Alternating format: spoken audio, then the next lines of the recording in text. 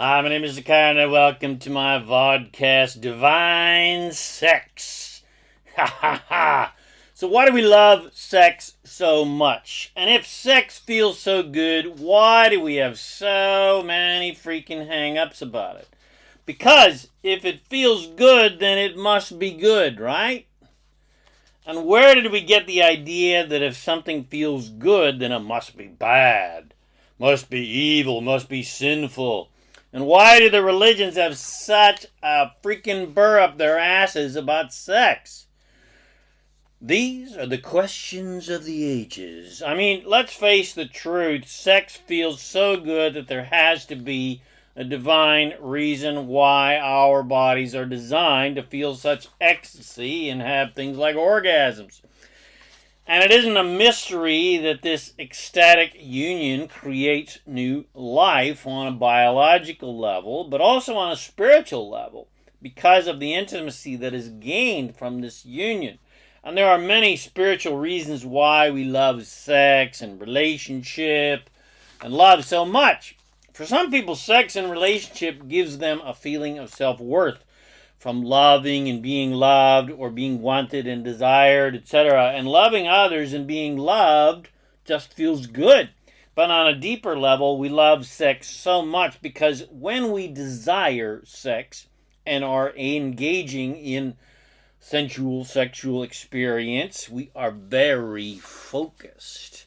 And we are focused on mostly only good things and just basically feeling good and feeling better, which is absolutely the direct route to source.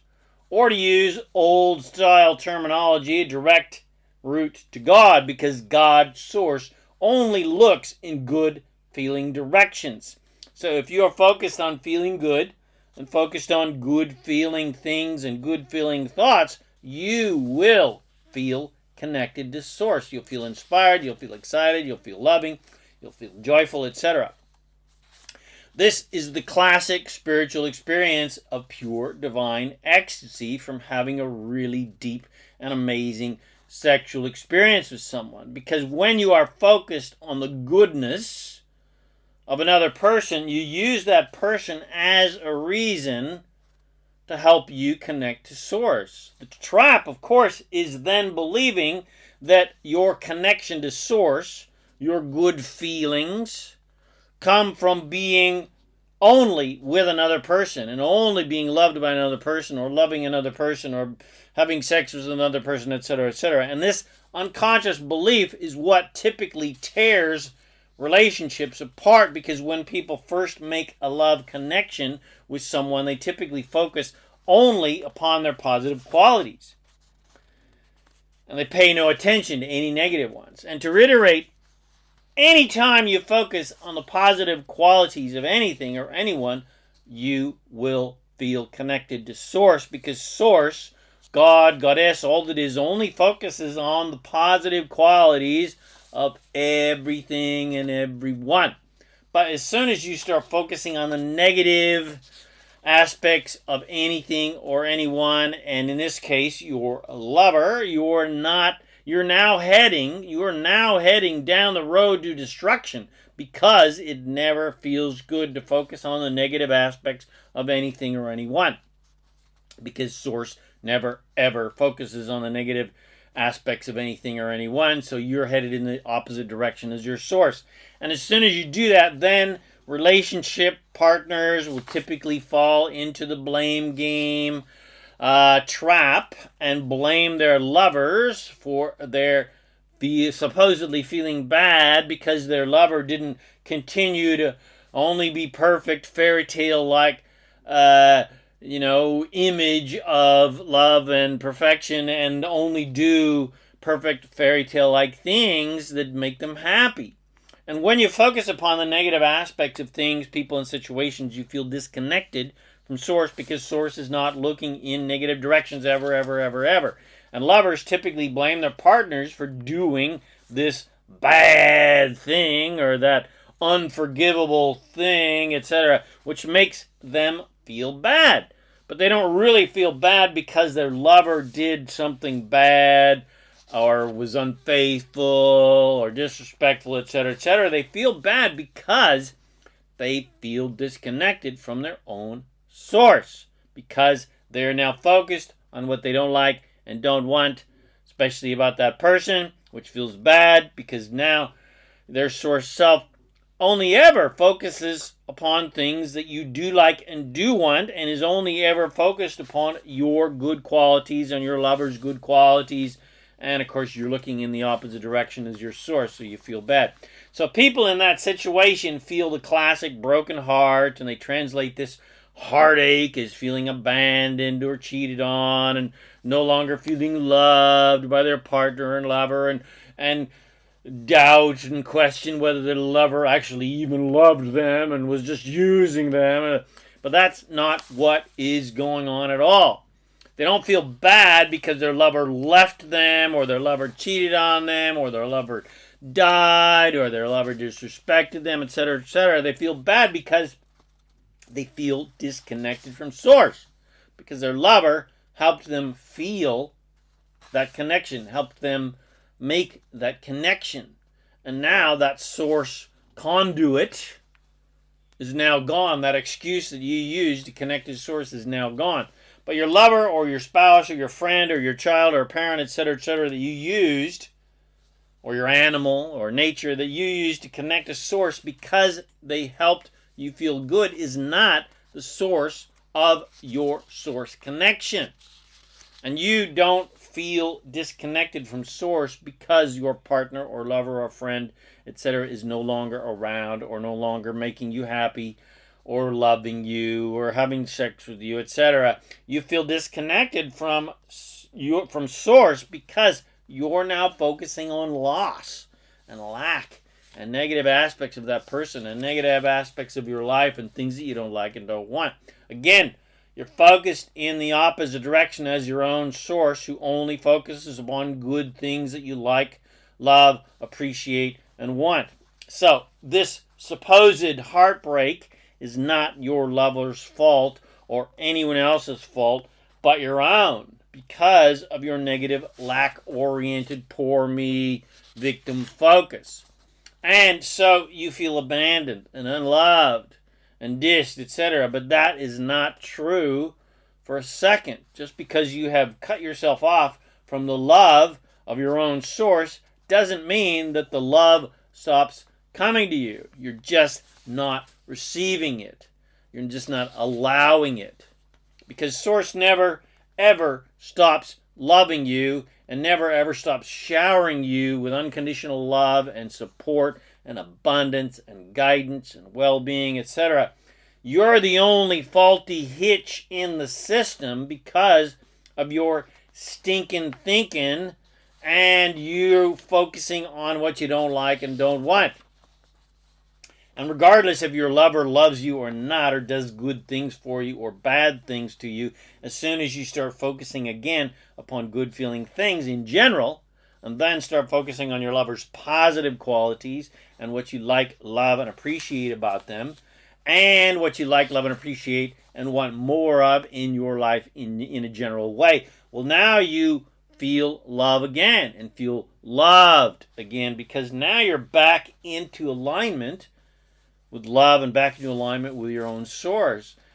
And how source is thinking and feeling and focused upon you and your lover and everything in life. But it's not the love from your partner that you are feeling. It's the love of your source that you are feeling. You're feeling the infinite unconditional love that source has for you, and the love source has for your partner and everyone and everything completely 100% unconditionally.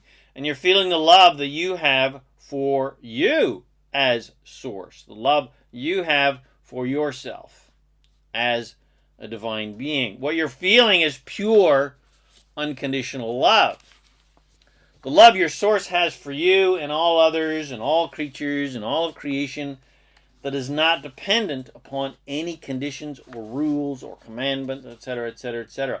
100% unconditionally. That means no conditions. That means source loves you and your partner and every soul on earth and every soul in the universe of universes without any conditions attached. No matter what you or your partner or anyone does that we may judge as being wrong or bad or disrespectful or disloyal or evil or sinful, it doesn't matter, because Source never ever sees anything bad, never sees anything as bad or wrong or sinful or evil, etc. No conditions attached here. God, Source, never has any conditions that you have to adhere to. That's the unconditional love that Source has for you and everyone. And that's the love everyone feels when they fall in love and are engaged in blissful, wonderful experiences with their lovers, such as getting jiggy and making love, baby. They're simply feeling the unconditional love of Source, and nothing and no one can take that away from you except you and your stinking thinking, baby.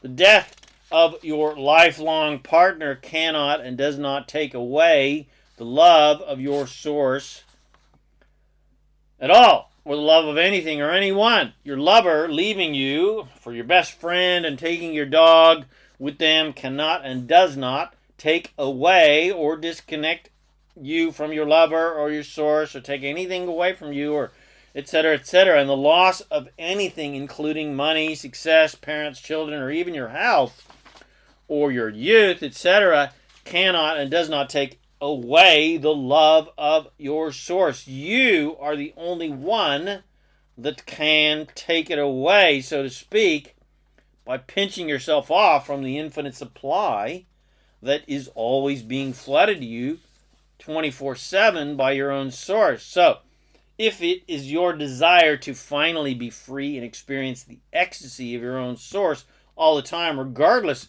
of your relationship status, then it's time to give up the addiction of using other people as surrogates of Source, of your own Source. It's time to stop using other people as a surrogate slave, so to speak, for your happiness. You and you alone are the source of your own happiness, which is the key to your connection to your Source.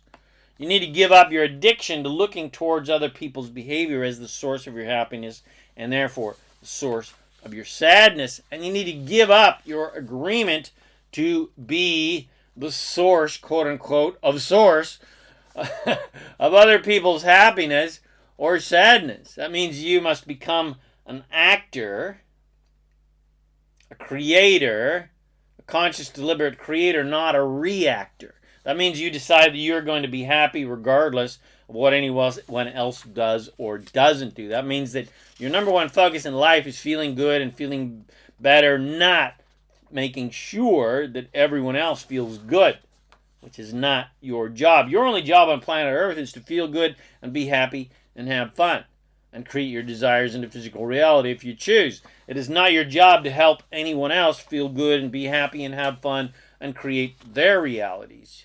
That's their job. You can't create for anyone else, and they can't create for you.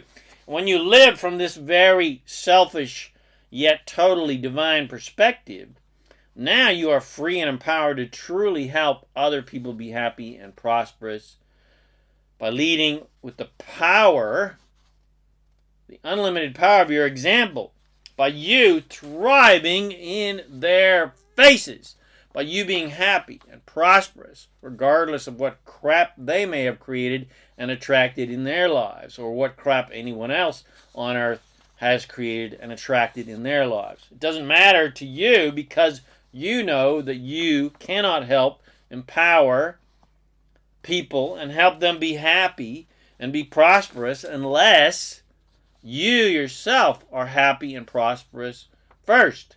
You must lead the way. You must lead with the example of your thriving, empowered, prosperous life. You cannot help sick people get well if you are sick yourself.